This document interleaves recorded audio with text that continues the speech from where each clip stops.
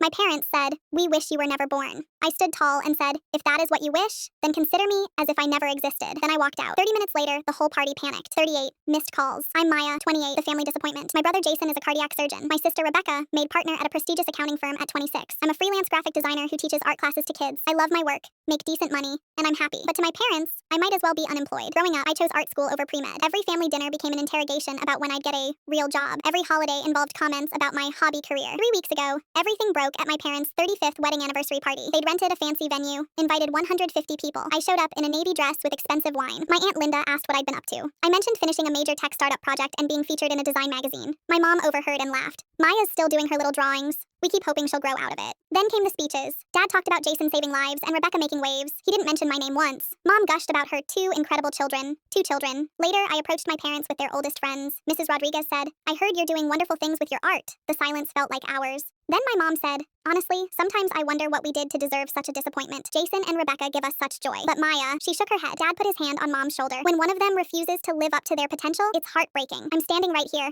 I said. "We know," my mother said, not looking at me. "We've always known you were there. Sometimes we wish you were never born. Our lives would have been so much simpler with just 2 children who actually appreciated everything we did." Around us, conversations stopped. People stared. I'd spent 28 years trying to earn their love. I'd paid for my own college because they wouldn't fund art school. I'd built a career despite them. I straightened my spine, looked my mother in the eyes. "If that is what you wish, then consider me as if I never existed." I turned to my father. "You now have 2 children instead of 3. Congratulations." Then to the crowd. It was never that I didn't appreciate what they did. It's that they never appreciated who I am. I picked up my purse and walked out. Jason called my name. I kept walking. When I turned my phone back on, 38 missed calls. My parents' messages started with, "You need to come back," and escalated to, "People are asking questions." Then, "Please just call us." Not, "We're sorry. Just, we need to talk." Over the next days, Aunt Linda texted, "What your mother said was unforgivable, Mrs. Rodriguez. Your parents are wrong." Even their friends reached out shocked. Jason's wife Stephanie called, "Your parents talk about you differently when you're not around. Last Christmas after you left, your mother complained about you to guests for 20 minutes. I was a coward for staying silent." My Uncle Richard, "I've heard the way they talk about you for years. I should have said something." Turns out lots of people had noticed. They just never said anything. I went through old photo albums. Jason was always front and center. Rebecca next to Mom. I was at the edge, sometimes cut off. Jason and Rebecca's graduation photos hung in the living room. Mine was in a drawer. Jason kept trying to mediate. Mom said something she didn't mean. Rebecca called. What they said was awful. But Dad's health issues. I cut her off. "When was the last time Mom dismissed your career? When did they tell you that you were a disappointment?" Silence. A week later, my parents sent a letter. "We're sorry you were hurt, and hoping we could put this behind us." No acknowledgement of years of dismissiveness. I wrote back. What happened wasn't isolated. It was years of being made to feel less than. If you want a relationship, things need to change fundamentally. That means respecting my career and treating me with the same consideration you give Jason and Rebecca. 3 months later, my mother texted they needed time to think, waiting for me to apologize. I'm not going to. My business is thriving. My art classes are fully booked. I'm sleeping better. Jason finally texted, "I'm sorry I didn't stand up for you sooner." I walked out with 38 missed calls, but I walked into a life where I'm finally free.